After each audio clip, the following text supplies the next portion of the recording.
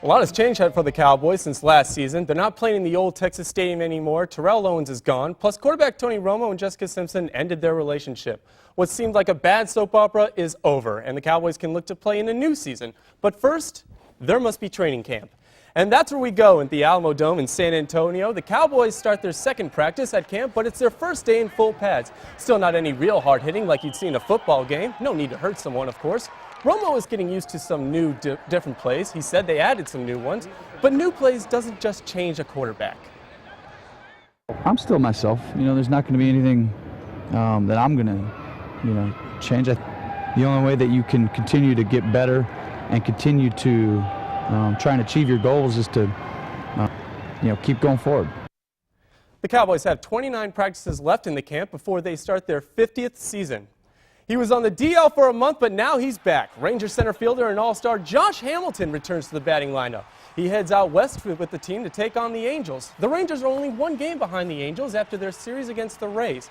Now it's time to buckle down before the All-Star break.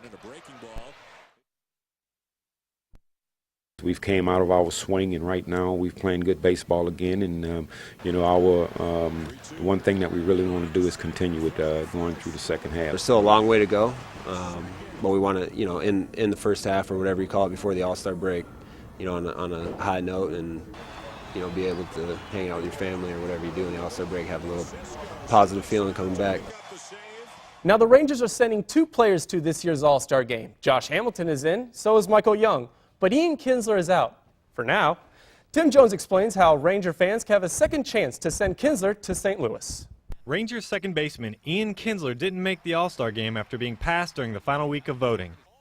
He says he'd like to join teammates Josh Hamilton and Michael Young in St. Louis, but it'll take a little help from the fans to get him there.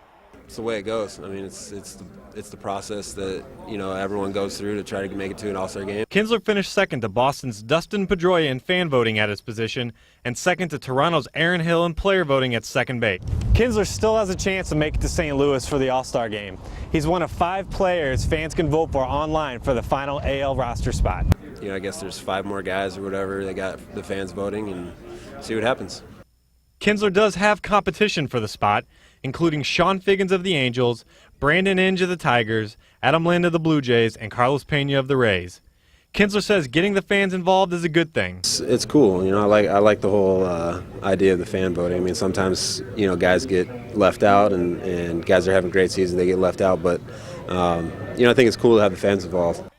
This is the 8th year fans have been able to vote for the 33rd and final player, but Kinsler is the first Ranger to have that chance for the final roster spot. For Channel 8 Sports, I'm Tim Jones. Seems like a win-win situation. Vacation if you don't make it, All-Star break if you do make it. So that's it for the summer in sports. Thank you, Matt. And now we have the video of a historic day for all mankind. 40 years ago this summer, Neil Armstrong and Buzz Aldrin became the first humans to walk on the moon.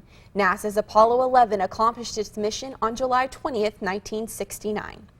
And this concludes our summer intern newscast. For all the interns at WFAA, thank you and good night.